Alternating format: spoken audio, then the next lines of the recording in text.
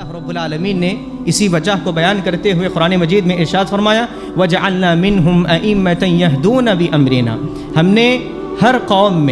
نے ہر قوم میں کچھ لوگوں کو ایسے بنایا ہے، ان کے امام بنایا ہے، أَئِمَّةً يَهْدُونَ بِأَمْرِنَا، جو ہمارے راستے کی لوگوں کو رہنمائی کرتے ہیں، لوگوں کو ہمارے راستے کی رہنمائی کرتے ہیں۔ تو یہ جو گروہ ہے، یہ جو بھی بولتا ہے وہ اللہ رب العالمین کی جانب سے بولتا ہے، یہ قال اللہ اور قال رسول بولنے والا گروہ ہے۔ تو اللہ رب العالمین نے اس آیت میں یہاں پر واضح بیان فرما دیا کہ علماء کرام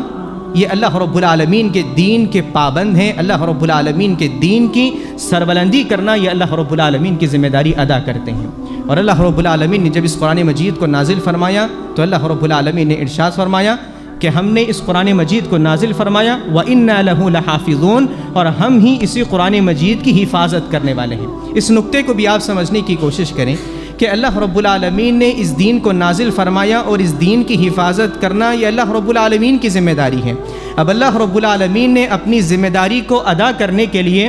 جس لشکر کا انتخاب اللہ رب العالمین نے کیا وہ لشکر علماء کرام کا لشکر ہے۔ آپ دیکھیں کون سا جانور ہے جو اللہ رب العالمین کی دین کی حفاظت کرتا ہے، یا پھر لوگوں میں وہ کون سا طبقہ ہے جو اللہ رب العالمین کے دین کی حفاظت کرتا ہے۔ دین کی حفاظت اگر کوئی کرتے آ رہے ہیں تو وہ علماء کرام کا گروہ ہے،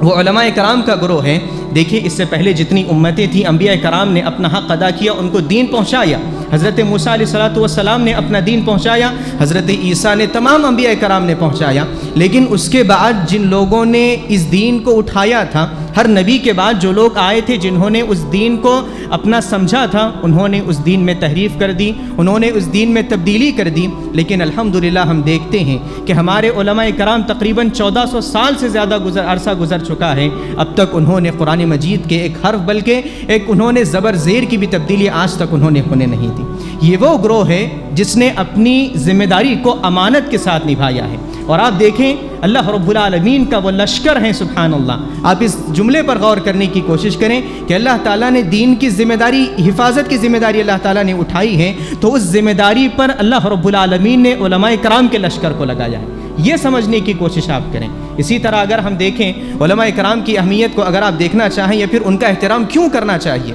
کیا وجہ ہے ان کے احترام کرنے کی، تو آپ یہ بھی دیکھیں اللہ رب العالمین نے قرآن مجید میں اپنی اطاعت کے ساتھ علماء کرام کی اطاعت کو اللہ رب العالمین نے جوڑا ہے۔ اپنی اطاعت کے ساتھ، اللہ کے نبی کی اطاعت کے ساتھ اللہ رب العالمین نے علماء کرام کی اطاعت کو جوڑ دیا۔ اللہ رب العالمین نے ارشاد فرمایا یا ایھا الذین آمنوا اطیعوا اللہ وَأَطِيعُوا الرَّسُولَ وَأُولِي الْأَمْرِ مِنْكُمْ، اے ایمان لانے والو میری پیروی کرو، اللہ رب العالمین کی پیروی کرو اور اللہ کے نبی کی پیروی کرو، وَأُولِي الْأَمْرِ مِنْكُمْ، اور تم میں سے جو لوگ اولو الامر ہیں۔ اور اس آیت میں اولو الامر کی تفسیر مفسرین کرام نے دو طرح کی ہے، ایک تو بادشاہ ہے، ایک تو حاکم ہے، ایک تو خلافت انجام دینے والا ہے، خلیفہ ہے، اور دوسرا علماء کرام کا گروہ ہے۔ اب ہم اس ہندوستان میں ہیں، یہاں پر کوئی مسلم خلیفہ نہیں ہے، تو اولو الامر سے ہمارے پاس جو سب سے بنیادی مطلب نکالنا چاہیے وہ علماء کرام ہیں۔ علماء کرام کی اطاعت و فرما برداری، ان کے بتائے ہوئے راستے پر عمل کرنا، وہ لوگ جو بتاتے ہیں، جو اپنے علم کے مطابق بتاتے ہیں، اپنی جانب سے اگر کوئی بات بتائے تو نہیں قبول کرنا چاہیے۔ اور ایسا علماء کرام جو ربانی علماء کرام ہیں وہ اس طرح سے نہیں کرتے۔ اور آج اپنے اس خطبے میں یہ بات بھی میں واضح کر دینا چاہتا ہوں کہ عالم کا مطلب اخلاص ہوتا ہے۔ سب سے بنیادی چیز آپ دیکھیں، عالم وہی شخص ہوتا ہے جس کے اندر دین کو لے کر، عمل کو لے کر، جس کے اندر اللہ رب العالمین نے جو اس کو ذمہ داری دی ہے، اس ذمہ داری کو لے کر اس کے اندر اخلاص اگر ہوتا ہے تو وہ صحیح معنوں میں عالم